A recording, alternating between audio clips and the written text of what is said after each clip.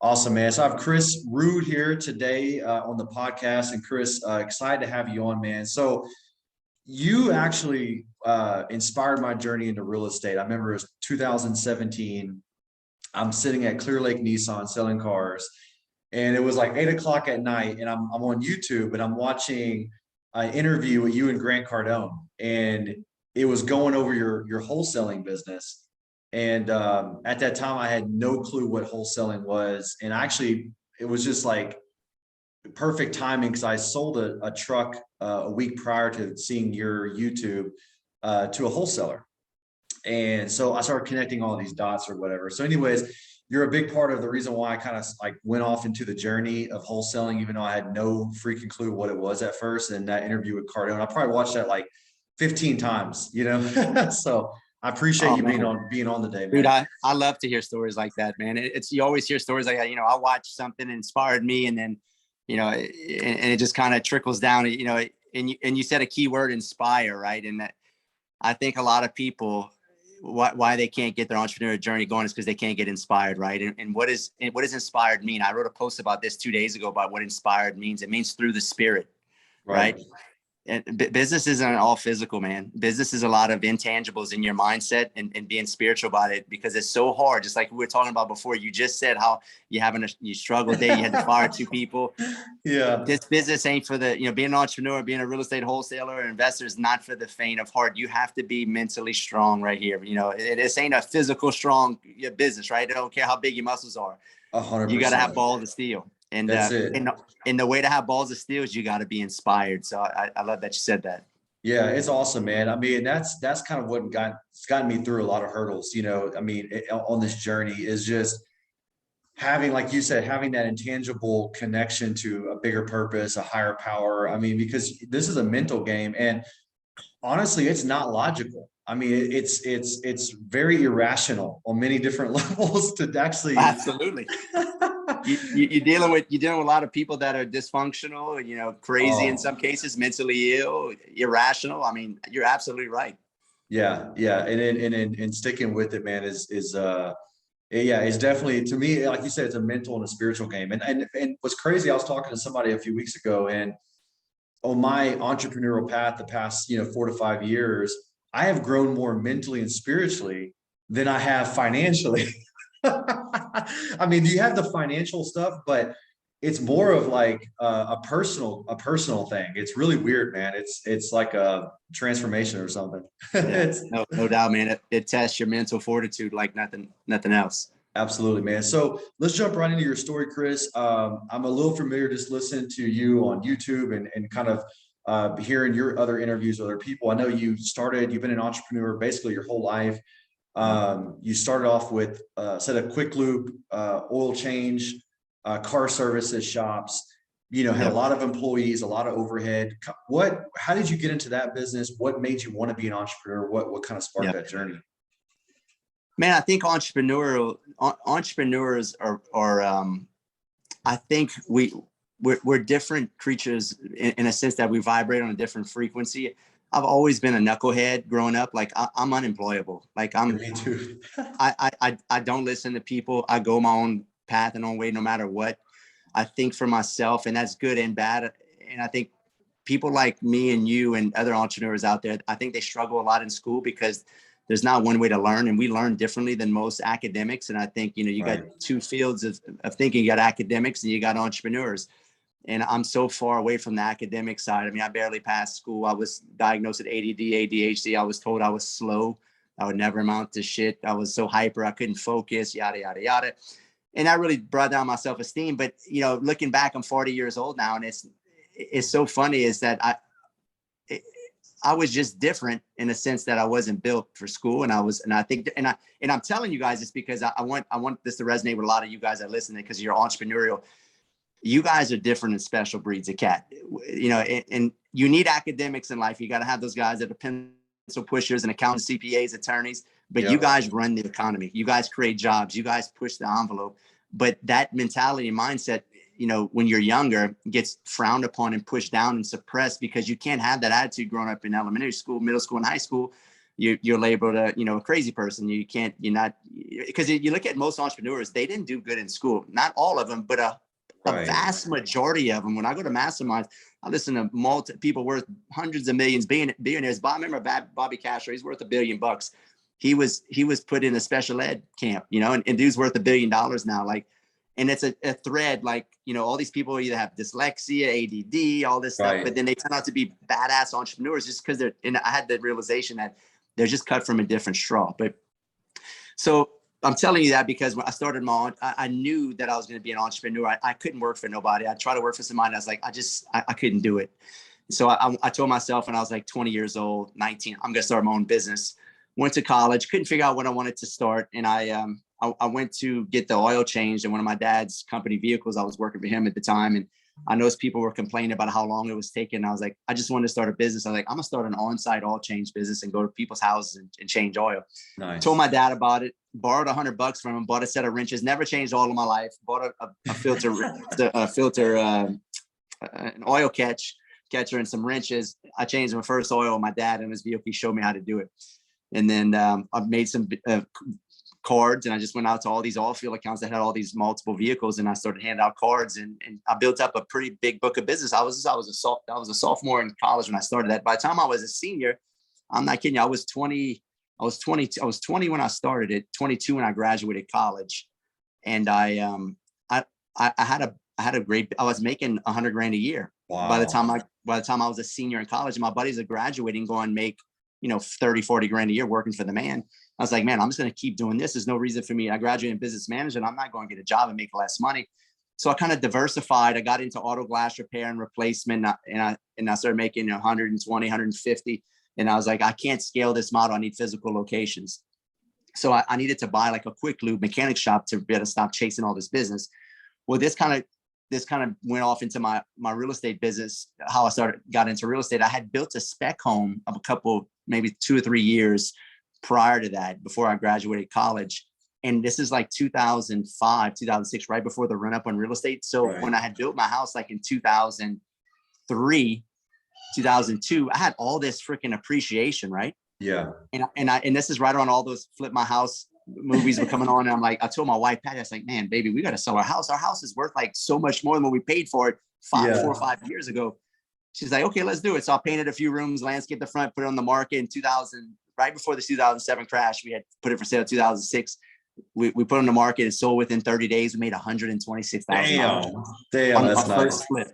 Nice. So that was the start. That's pure timing, pure luck. That was not because of skill or anything I knew. That was pure timing because a couple months later, or maybe 6 months later, the market collapsed. Right. So, but I took that $126,000 and I bought my first physical location. I bought an $860,000 quick lube mechanic shop in the busiest location in my area where I live. And I reinvested that money, and that's another golden, nugget for you guys that are young. Just reinvest profit. You see all this horse shit and bullshit all over social media. These kids are 22, 24 years old, maybe older. They make a bunch of money doing some deals, or maybe they made a bunch of money in crypto. And what's the first thing they buy? They go buy a $200,000 Lambo or a freaking Ferrari. And I'm like, what are you guys doing? And that's honestly, I can attribute a lot of my success was investing my profits early as a kid when I did good back into my business. And once we bought that shop, I doubled my income again. Then we bought another foreclosure, fixed that up, lived in it for about 18 months, flipped that, made 60 or 70,000, bought another shop, flipped a piece of land that I was going to build a house on and made another 40 grand. I kept taking all those profits and I would put it as down payments on shops. Wow. So by the time I was 25, 26 years old, I had 4 locations with 33 employees. I had the biggest quick lube car wash, mechanic shop, auto glass company in my town. I was doing $3 million a year in sales with 33 employees. And this is back in 2007, 8, 9. So anyway, got so busy once I had 4 locations, I was like, I gotta focus on, I got to focus on this business. I got 33 employees. I can't do real estate no more because I was making good money. I was making $350,000 a year as a young kid, and that was good money for a 25, 26 year old. So I was like, I'm gonna focus on this. Well, focused on that for about 4 or 5 years. Kind of got disinterested. I was burnt out because I'm dealing with the public. I'm dealing with these low end employees. It's like, man, I got to get back into real estate. You know, real estate got me here. Real estate could probably take me to the next step. Well, I took all the profits I was making. I ended up buying about 30 single family homes on MLS by making a bunch of offers. This is before I knew the direct to seller wholesale method of buying heavily discounted off market properties. I didn't know how to do that. Well, I bought these properties at 80, 85 cents on the dollar. And 2000, this is from 2011 to 2013. I bought 30 houses, just making bunches of offers. Well, in 2014, I lived in the South in Louisiana. Oil, we're heavily dependent on oil and gas. Oil went from $128 a barrel to $28 a barrel. We lost tens of thousands of jobs. I don't know if you remember that. Yes. You're in Texas, right? You remember I'm in that. Houston. Yeah. Yeah. It was, we all got hammered. Yes. Right. And especially Lafayette got hammered because we're heavily dependent on deep water drilling here in South Louisiana. Not so much Texas as much as, so we lost high paying. I mean, they had kids that were getting out of high school at 18, making $100,000, $120,000 with no education just to go work offshore. So all those houses I had bought at 80, 85 cents on the dollar. I was renting them for $1,500 to $2,000. I bought nice houses. And then they all started going vacant. And I was like, oh shit. I just had my fourth child and I was freaking out. And on top of that, the 4 locations I had bought, I was losing all my fleet accounts. About probably 50% of my business was oil field related. Right. Every quarter I was losing more and more sales, and I was losing all these rentals going vacant. Literally, I got to a point, Ryan, where I was losing about $25,000 a month, and I was gonna go bankrupt. And holy moly, it was scary, man. We had, like I said, we had our 4th child, and I was like, shit. Well, luckily, by the grace of God, I wanted to get back into real estate, and I started looking at other strategies, and I came across YouTube wholesale, and they had this black guy named, he says, I'm not a guru, I'm a duru. I was like, man, this guy's pretty cool. And he's a Nazar. Yeah. I think I know who you're talking about. Yeah. Yeah. Everybody knows he's been in the game longer than most of us. Anyway, he started doing content on YouTube on how to wholesale houses. Like, how the hell you wholesale houses? What is this? And I watched a lot of his stuff. I was like, man, I could do this. So I started getting rid of some of my single family homes that I overpaid for, because I bought at the top of the market, right? Right. At 85 cents a dollar. When the market pulls back, I'm upside down, or I'm in here, they have no equity. So you're coming to closing with cash. Yeah, I'm coming to close with cash many a time. And one, I had to bring $40,000 of cash to get out of it. God, it was brutal, man, brutal. Yeah. But the beautiful thing about it is why I'm so passionate about wholesaling is because it saved me from going bankrupt. Well, I watched a couple of his videos, and then I wholesaled some of my single family homes, got rid of some of them for, I didn't make anything. I might have made $1,500 on some of them.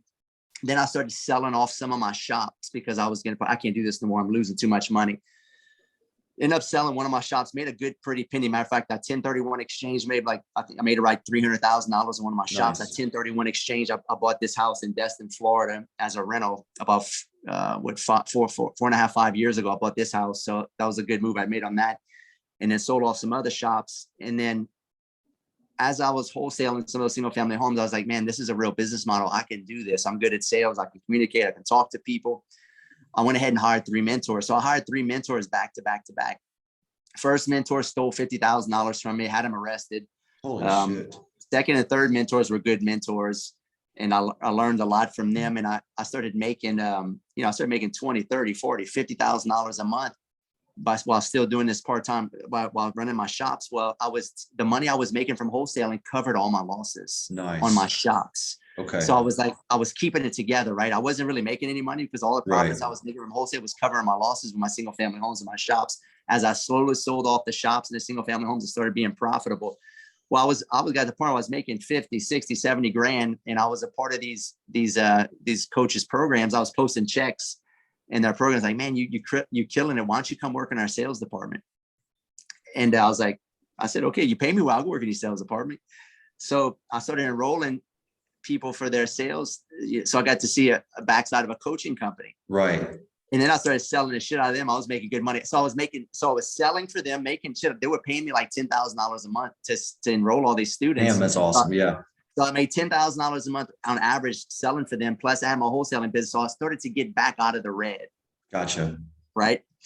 then, finally got rid of a lot of those single family homes, got ahead of myself, sold most of my shop. I still have one shop right now.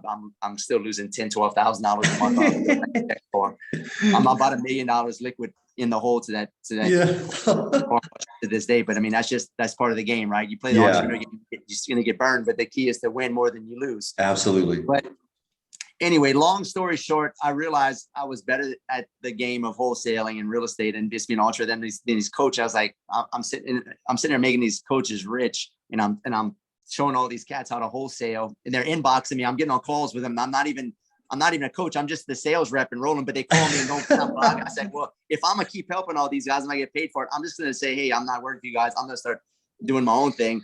Right. So I ended up doing my own thing, and I started coaching people. And from there, once I started coaching people, I started partnering up with my best students, and then I started scaling my real estate. I take the studs out of my program and I partner with them all over the United States. And that's how I scaled my wholesaling flipping business nationwide, right? Well, I say nationwide, mostly in the South. Yeah. And from there, we built up a bunch of capital and, realized that single family home investing is not what I want to do. I wanted to get into mobile home park investing, and we started buying mobile home parks, and we've been scaling that. And, from here, man, I just been trying to build deep, meaningful relationships with scaling our mobile home park business with the same model, taking the coaching company, partnering with the best students, raising money, partnering with them, they're boosting the ground and signing off on debt and sponsor loan. And it's just a big networking effect, right? That's awesome. But it all started from wholesaling, man. It's wholesaling is the key. If you know how to find good deals, I would have never got myself in the rut I got myself in when I bought all those 30 houses. If I'd have known how to go direct to seller, because I would have never paid 85 cents on the dollar for those are what's crazy is I love selling to buyers that do that. Yeah, I tell that all the time. That's how the best buyers are the ones on MLS. They are. Those are the newbie freshman real estate buyers. They went to the Dan Merrill conference. They read Robert Kiyosaki. Hey, I want to be a real estate investor. They go buy everything for you for 85 cents on the dollar. Yeah, and they love it, dude. They're happy too. They're super happy. Yeah, they're happy. They're going to be happy not until we have the next pullback. But hey, you got to go through that, right? That's your right of entry. That's your initiation into the real estate game. You got to get hurt, because when you don't get hurt, you don't understand the pain of being an entrepreneur, and pain teaches you more lessons than any wins ever will, guys. Absolutely. Write that shit down. If you're always winning, if you're always winning, you're not going to mentally grasp and understand the valuable lessons there is to be learned in real estate investing and entrepreneurship, because the golden nuggets are not made when you win. You get cocky, arrogant, complacent when you're winning. It's when you start losing. And as long as you understand you never lose, you only learn, and you just extract knowledge every time you lose. Right. Just like I extracted knowledge when I bought all the single family homes. I was like, I messed up. If I'd have known about wholesaling, if I'd known how to go direct to seller, that would have never happened. That's what got me in a bind. Right. So that's kind of my 50,000 foot view story. I mean, I kind of a lot of other stuff happened in between there. I got hooked up with a guy named Grant Cardone, and we did some stuff together, and and from there, a lot of people got interested in my story, and we kind of spread the good news about mobile home parks and wholesaling and real estate investing. I just try to network with awesome people like yourself and just scale, man. That's the name of the game. I love it, Chris. And I think so. Going back to that moment when you're losing 20, 25 grand a month. I mean, dude, like I've had small months where I'm losing cash, right? And nothing like that. But it would flip me out, what I mean? And we've had some struggles here recently. Yes. Because I know I've been in similar situations. Obviously you have a wife, you have a family, you have a support system. I do too. And those people are so valuable in your life.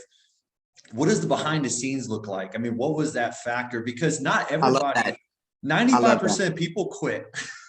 Yes, I love that. Let me tell you the brutal, honest to God truth. I had a nervous breakdown. I lost about 25 pounds. I couldn't sleep because I had so much anxiety. Because I had my wife just had our fourth kid, and it was hard for me to even tell her. And it's like I couldn't even talk, and I had this. It was like constantly. You ever been punched in the gut? It's like right when you get punched, like you lose all the breath and you can't breathe. Yeah. It was like feeling like that all the time, and it's like I couldn't catch my breath because I had so much anxiety. And man, the only thing that got me through it is literally it's just I had to ground myself and say, man, I fucked up. And I had to come to the realization that I'm not invincible, and that I don't know something. I miscalculated something because I didn't know enough, right? And what really, really, really helped me get through that was is my wife, my family, my mama. Everybody, I love my mama, right? Everybody, I'd call my mama. I was 35, I was 32, 30 years old at the time. And it's like, Chris, you're young, you're smart, it's gonna be all right. I talked to my wife about it. At those times, and you kind of revert back to your family, right? Absolutely. And know that it's okay. You're gonna get through it. And what I did was, luckily, I had a lot of lines of credit from I made a lot of money with the quick lubes over that, that 8 to 10 year run. And I had stacked a lot of cash, and I had put a lot of money down on some of these properties that I had bought, and I had saved cash. And so I had lines of credit. So the lines of credit, I basically maxed out all my lines of credit, maxed out all my credit cards, and maxed out my American Express. And I just barely made it. If I didn't have all those lines of credit and the credit cards, I would have went bankrupt. So I just basically covered all my losses until basically I started making enough money to wholesaling. I tipped the reverse vector of making more money than I was losing. And I just slowly paid it back, dude. It took me years. It took me about 4 or 5 years to pay all that back and to get back into the black. And it was the scariest time of my life. But you know what, Blake, in retrospect, it made me who I am today. It made me tough as nails because I went through hell. I went through entrepreneur hell, thinking I was going to lose everything, the embarrassment of losing everything, the embarrassment of failing. And it built a callus in my mind mentally, and it made me better handle risk a lot more. And I think today it's made me the man who I am today. I can take a calculated risk. I mean, we own $25 million worth of real estate right now. I sign off, and we're about to own 30 million once I buy these other 4 deals we're about to buy in the next 60 days. It's made me a better me because I know not what I never want to do again, because I'm an experienced me. I know not what to buy. I know how cheap I need to buy it. I know how to hedge my bets by buying cheap. You got to buy cheap, guys. If you can't steal it, don't buy it. Wow. Right. And that's my model, man. And I know how to steal stuff because I know the wholesale model. I know the direct to sell. I know the off market game. Most investors don't know the off market game. This is why wholesaling is so powerful. If you get out of the wholesale model, eventually you still want to always wholesale. I still wholesale and flip it. The wholesaling model teaches you how to buy right when you start playing the buy and hold game, and you'll just start keeping the best properties, and you'll buy so cheap that it's hard to lose. If I have, dude, I mean, like, for instance, I bought some of the properties I have, like the rentals I have, I bought some of them at like 40 to 60 cents on the dollar. If we have a massive crash, we have a 20% pullback. So what? Right. I can still get out of my properties. Exactly. And still make money. And what taught me that, wholesaling taught me that. The pain of losing and overpaying 10 years ago, like I did, taught me those lessons. So you never lose, you only learn, guys. As long as you don't quit and you extract, you just keep extract. Every time you have a loss, there's a lesson. Loss equals a lesson. Extract the lesson, and become a better you through the knowledge of the losing. And then you'll win better and harder in the future. And I think that's where I sit today.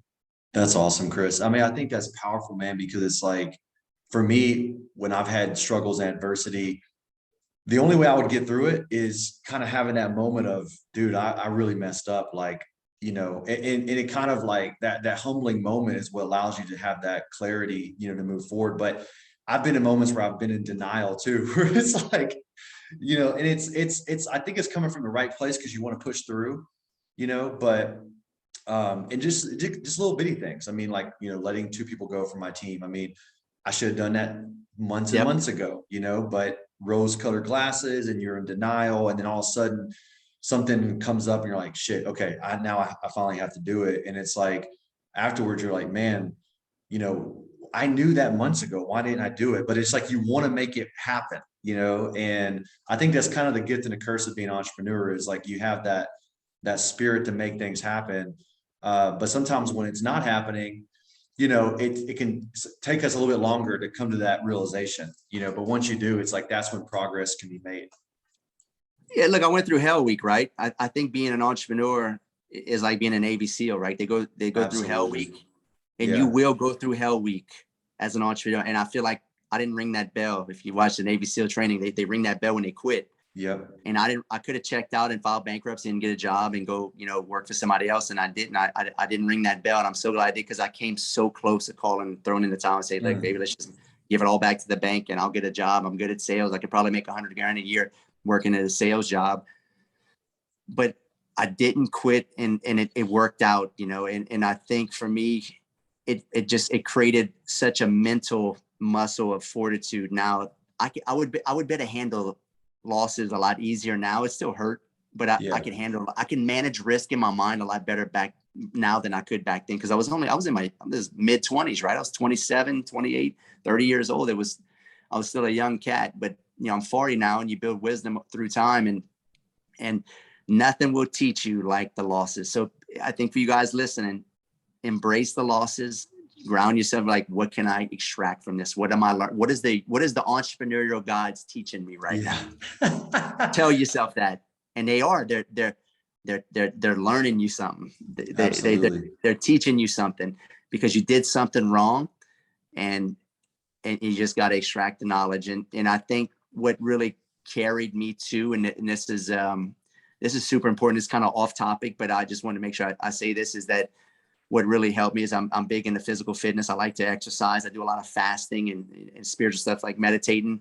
That really helped. I mean, for me, with, a lot of that anxiety, I can manage a lot more risk now because I exercise. I do a ton of fasting, will change as a game changer. If you have anxiety in business, try not eating for a while and take all the sugars and carbohydrates out of your body, and fill your brain with healthy fats. Like, I know it sounds silly, but eggs and avocados, it's a hack. It's a business. It literally will supercharge your mind, and it'll get rid of that anxiety. You'll have more energy, and you can face the day-to-day operations and reality a lot easier if you're taking care of your body. If you're eating bad and you're pumping you full of sugar and Skittles every day to get through the day, dude, that's like heroin. It'll give you anxiety, right?